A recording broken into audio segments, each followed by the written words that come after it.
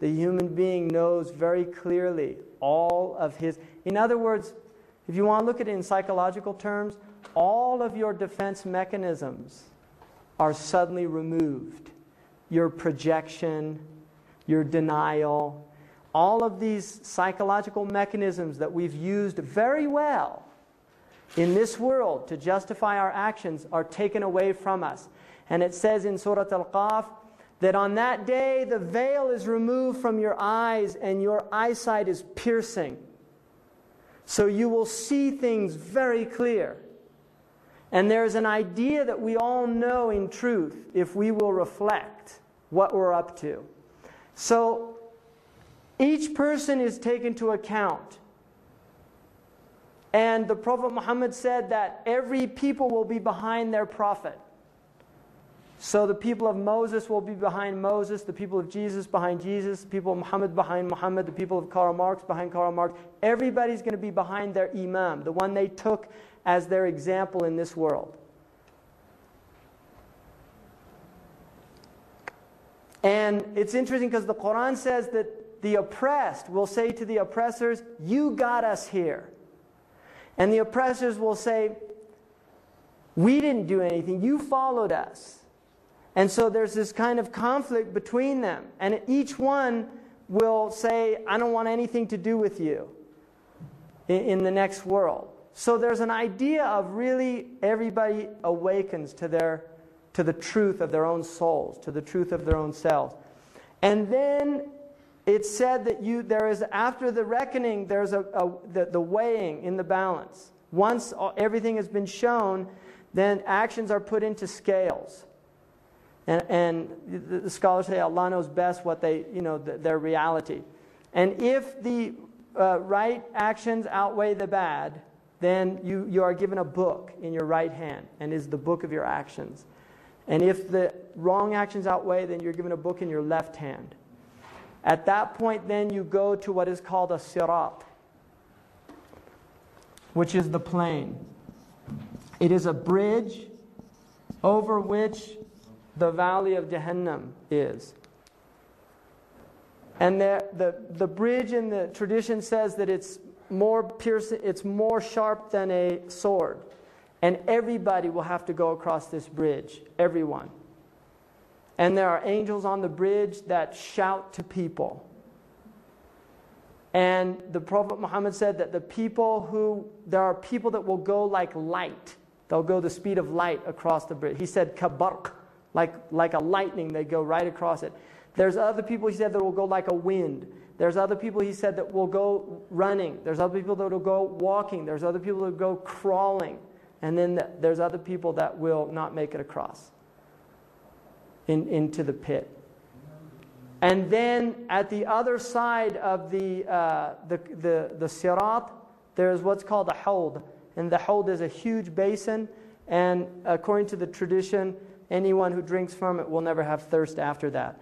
And there is also a tradition that on that day, the death is brought before everybody in the form of a lamb and is slaughtered.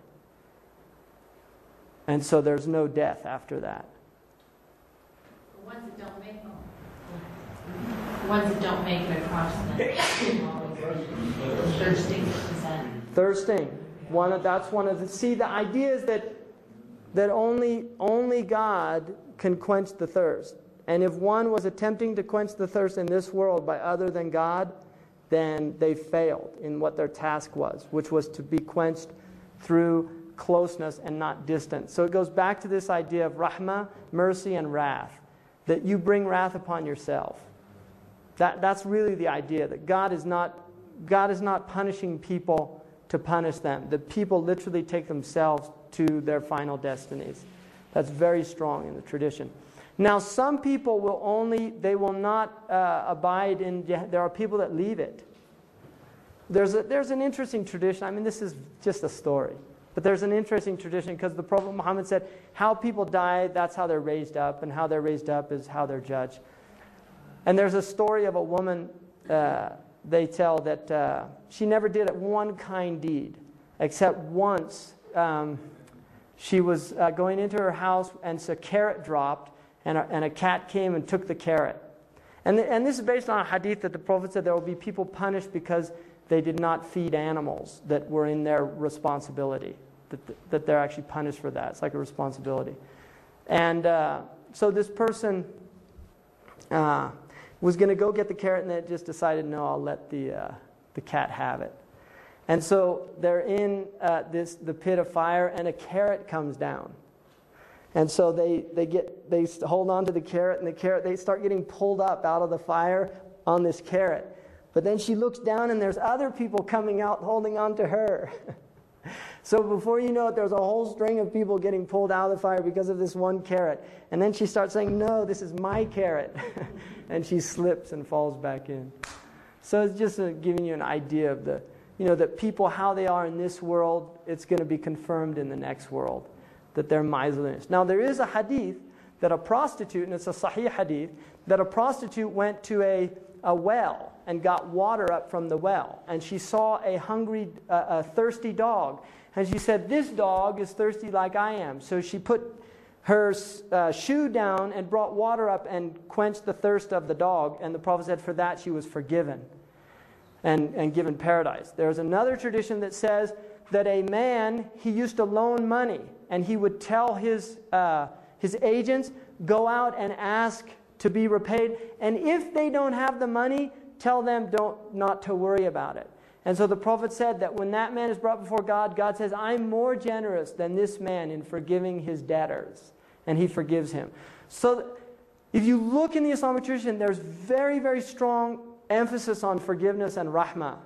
But there's also an emphasis on wrath. There's a balance here. Even though the Muslims say God's rahmah is over his wrath. And there's a tradition that says that God's mercy is 99 parts.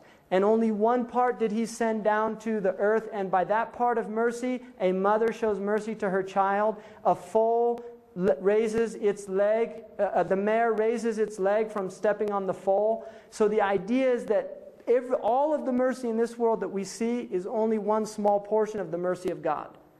So there is a strong emphasis on God's mercy. But there's also a strong emphasis on the wrath. What happens about, say, your citizenship in a country causes problems, pollution, death? Right. And would it be a part of that citizenship at all? I think there's definitely accountability on all levels. Muslims believe in accountability, that complacency is, the Prophet said, being silent about something is showing contentment with it. So if you're silent about a thing, it means that you're complicit in the action. So unless to speak out against it would endanger your life. So there is an idea that people who feel that I can't, if I speak out, they're going to kill me or something like that, they're forgiven. Although the Prophet said the greatest jihad is to speak the truth in front of an unjust ruler. That is the greatest jihad. So there is definitely an idea of responsibility in one's actions and in what does. And politics is a problem. Henry Thoreau, he got arrested for not paying his taxes because he felt, the government supports slavery and he didn't want to support a government. And they say that Emerson went there, visited him in the jail, and he said, Henry, what are you doing in there? And Henry said, the question is, what are you doing out there? That we do have a social responsibility. Brother Hamza, the Quran hadith mentions suicide. Yes. And I'll tell you something really interesting about that. There's a book called Life After Life by Raymond Moody, and there's a section in there about suicide in which he mentions a woman who committed suicide. She was actually declared dead, but then she was brought back to life after blood transfusions. And he interviewed her and asked her what happened. She said she found herself doing it over and over again. And the hadith, according to the Prophet Muhammad, said if anyone who commits suicide will continue to do that with the same intensity until the day of judgment.